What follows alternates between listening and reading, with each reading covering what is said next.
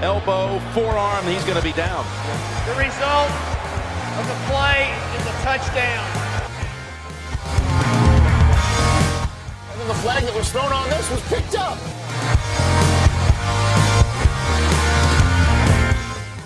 I don't know, did it get the face mask? So by rule, the game is over. The Lions Hangover. Welcome to the Lions Hangover podcast. I am Brad. Thanks for listening on Spotify or Apple Podcasts. And of course, the YouTube versions will resume in the fall when the season starts, somewhere around September. You'll be able to find me. Also, don't forget to find me on all of the social medias at the Lions Hangover on Twitter, and I believe at the Lions Hangover on Instagram and Facebook as well. So, let's talk about some grades. Before the season, I graded the key positions of the offense and defense, and I'll recap those real quick for you, and then I'll tell you where I feel the teams have improved at or maybe regressed a little bit. So before the season, I ranked the QB position at a C+. I think that was fair coming off of last season with Jared Goff. Even though he showed potential last year at the end of the season, he still had that whole early season debacle. And at this time, my trust was not completely in Jared Goff. So he got a C+. This year, I am putting the quarterback position at a B+. Jared Goff had a fantastic year. He still has room for improvement, so that's why he's stuck at a B+. But he definitely made some strides as far as gaining some support from the fans here. Of course, my argument is everybody always wants him to succeed, even the Jared Goff haters, because if he's doing well, we're all doing well, as a team. And I think that shows from this previous season. So the running backs before the season, I graded at a B. I think I gave them a score of 85. Currently, I would rate them at the same. I would give them a B. Overall, they had a solid year, but there were a few drops in performance. I would say mid-late season. The running game sort of disappeared a little bit. They started off strong. I thought our running game was going pretty well. Even when Swift was injured and he didn't play those few games, I feel like everybody stepped up. I thought Jamal Williams had stepped up. I thought Craig Reynolds had stepped up. And, I can't think of it. Johnson? Man, I feel bad about that. They all stepped up. But then I would say weeks 12 through 16, they sort of dipped out a little bit where we just became a pass-heavy offense exclusively. I mean, we would run the ball, and Jamal was getting his touchdowns and stuff, but as far as making an impact with yards and time management, all that stuff, it didn't seem to be that we were a prolific running game. Now, we got that back when we came for the rematch against the Bears. I feel like we had a strong showing then, and of course, I'm real happy with how the game went all on both sides of the ball in Green Bay. So they still need room for improvement. I'm still looking for that. I don't know. I guess I still dream of Barry Sanders and just having a dominant running back and not so much a tandem running back threat. So I'm still looking for, just that one dominant guy. But overall, happy with the running back. Definitely room for improvement, but I would put them at a B. So 85 is where I'm marking them at. Now, the wide receivers, before the season, I started with an A-. I now give them a B+. Amon-Ra St. Brown was pretty much their only weapon. DJ Chark, who I really like, he only had 30, maybe 40 catches. He was not a strong presence. I know he was injured a little bit. But our offense, it was really spread out. A lot of receivers caught the ball. Probably 15 different people caught the ball. But Amon-Ra St. Brown was was mostly our target. Like, he was catching the bulk of the passes that Jared Goff was throwing. And I don't have any problem with that. Amon-Ra St. Brown, he catches everything. I don't recall him dropping anything. I'm sure it's happened, but he's a pretty solid piece in that wide receiver room. But everybody else needs to step up. I wasn't really happy with how the Lions were using Jameson Williams at the end of the season. So therefore, the wide receiver room dropped a little bit. For the most part, they're still really good, though. I would give them a B+. So now the offensive line, before the season, I gave them a B+. This season, they are staying the same, or after the season, they are staying the same. I ranked them at an 87. Now, from game 1 to game 17, I thought the pass blocking was fantastic. If I was to rate them on pass blocking alone, I would give them an A+. But like I said, there was a drought in the running game for a few weeks consistently, and I feel like run blocking needs some work overall. Now, they were dealing with injuries all year. It seemed like the offensive line was banged up. I know Ragnow had that the foot injury that he dealt with all season.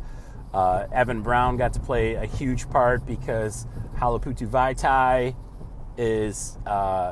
was injured all season as well. So it's, we were just plugging guys in, and overall they did a great job. But at the same time, you got to call it how it is. And their run blocking needed a little bit of work. Now, B+, that's not bad. Like, I would take that year after year. But I'm just saying that they're not perfect. There's still room for improvement. I really love Penei Sewell. He's coming on strong. He was like one of the best tackles in football this year. So the Lions are building something right, and it really starts in the trenches. And on the offensive line, I think they've got something special going. So now we talk about the tight ends. Before the season, I ranked the tight ends at a B+. TJ Hockenson, he was reliable. He was,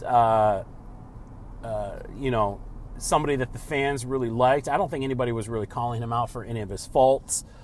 I think there are people that don't care for him now that he's been traded, and, they take things personally when a player says, well, now I just happy to be able to play some meaningful games in December, and it's sort of a weird coincidence that we were also playing for meaningful games in December. So even though we didn't have that strong tight end presence like a Hockenson, the guys that we did have did step up. Mitchell, Brock Wright, Zylstra. I mean, these guys never in the same game, but individually they all popped up on the radar at some point or another. Zylstra had that game where he had 3 touchdowns. Mitchell got a couple touchdowns after that. I don't think this regime values the tight end position quite like the previous regime. So I think they probably feel like we are all set at the tight end position. I don't know if they will bring all 3 tight ends back. I think since they drafted Mitchell last year, that they are, or was it, this previous draft, I think is when they drafted Mitchell. I think they're sort of like, okay, he's going to be our guy. And maybe he can turn into a star one day. I kind of like Brock Wright. I think he's a little bit ahead of Mitchell at this time. But again, you never know which way this regime is leaning. So it'll be interesting to see how the tight ends play out. However, with that loss of Hockenson, you do lose sort of a threat on the field. And so that's why they are dropping from a B+ to a B-. So next, we're going to talk about the other side of the ball, the defensive line. Preseason ranked, I ranked them at an A-. I was really high on Aiden Hutchinson. I was really high on Zach Pascal. I was really high on Romeo Okwara. And then, of course, we had Bugs and Houston. who made a huge impact. So nobody really knew what Houston was going to be able to do. Nobody thought anything of Houston. And then he came out of nowhere. What was it, Thanksgiving? And he had like 3 sacks in the game. I think it was Thanksgiving game. But anyway, when he showed up, it was like, holy crap, you know. So they had the greatest improvement, the defensive line, from the preseason hype to the postseason. They went from an A- to an A+ because I feel like everybody on that defensive line lived up and or exceeded the potential that they had. Even Okwara, when he came back from injury, Romeo, he had a few key moments too in the last couple games. I think against the Bears and the Packers, he really was able to step up. All right, so the linebackers before the season, I ranked them at a C+. Nobody really knew the next step that Alex Anzalone would take. Nobody really knew what kind of an impact Malcolm Rodriguez was going to have. I know they liked him in training camp. But overall, I thought Alex Anzalone really upped his game. He took a giant step forward with his game. I thought he played fantastic.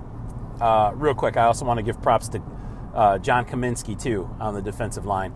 He was amazing. He was one of my favorite players. I didn't even know he existed before the season. And I remember thinking from day one at that Eagles game, I was like, man, that guy's got some hustle. He's going to be making some plays this year. And I feel like he had a really big impact on that defensive line. So kudos to John Kaminsky as well. I really like him. Bucket. But okay, back to the linebackers. So anyway, Anzalone took a huge step this year in his game. Malcolm Rodriguez, I feel like, lived up to his hype, and he should only be getting better. I feel like he might have fallen off near the end of the season a little bit, but he might have been dealing with shoulder or arm injury. I remember one game he went out, and then when he was back, he had like an arm brace on. So he might have been dealing something with the end there. This is another car cast, so maybe you just heard my blinker going, but hopefully the car is quieter than it was last time. I had a bad wheel bearing going.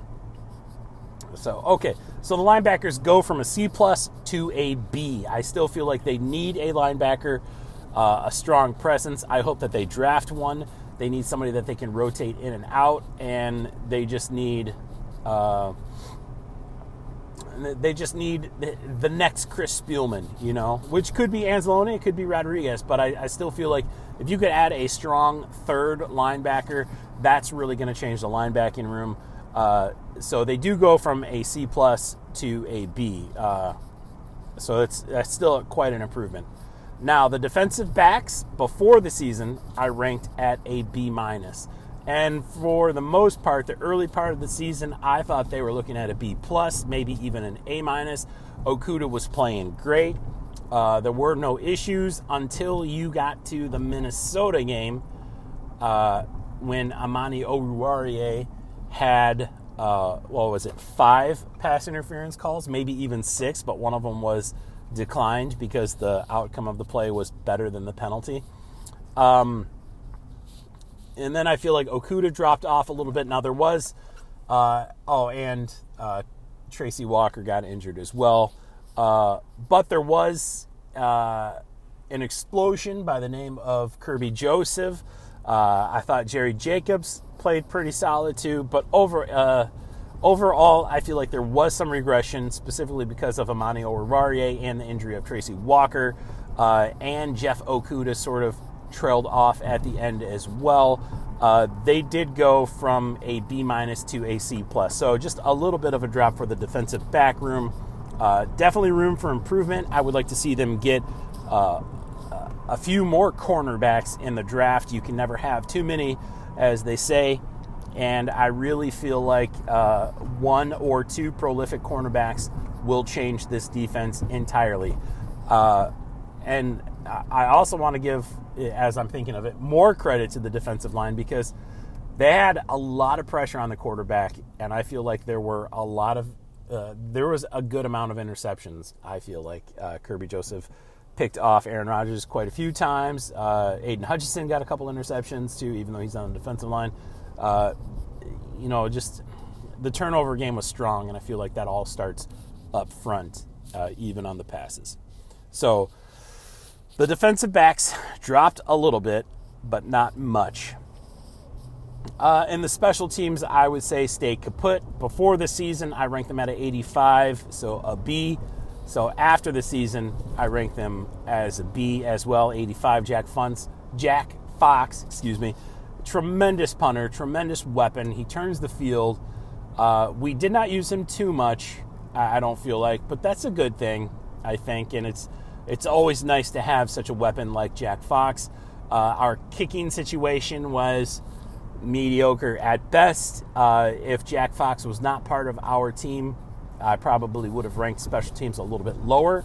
But overall, I would... Sorry about that, guys. My recording stopped, and I've come so far that I didn't want to start over. So now it's a little bit later, and picking up where I left off. Anyway, we were talking about special teams and Jack Fox and the special teams grade. It is staying the same at 85. So overall, the preseason grade, if you added it all up together, I had it ranked at a 758, and that's out of a possible 800. And now, actually, it's out of a possible 900, I think. Let's see. Yeah, so out of a possible 900, I gave the team a 758, which comes out to an 84.22% grade, which is a B. So that was the Detroit Lions preseason grade, and now the postseason grade, it comes out to a 774. So there was a boost in the grade adjustments, and that comes out to a perfect 86%. So they're looking at a strong B, almost a B plus. Definitely, you're happy with the season. They finished 9-8, which I mistakenly said 10-8 last week's episode, but I got that all straightened out. But anyway, the team is looking good. They are trending up, depending on what they do in the draft and the free agency, who they lose, who they're able to sign. I will do another preseason grade show up in the fall. But until then, thanks for listening. Spotify and Apple Podcasts, please rate and subscribe, and leave your comments for me. You can comment anything you want. I encourage you to make it funny. Just please give me 5 stars. And yes, tell everybody about me. And of course, find me on all social medias at the Lions Hangover Podcast. At the Lions Hangover. Yeah, I'm sure if you just type in the Lions Hangover, all one word, I will pop up somewhere. So thanks for listening. I hope you guys have a great night, and I will talk to you all later.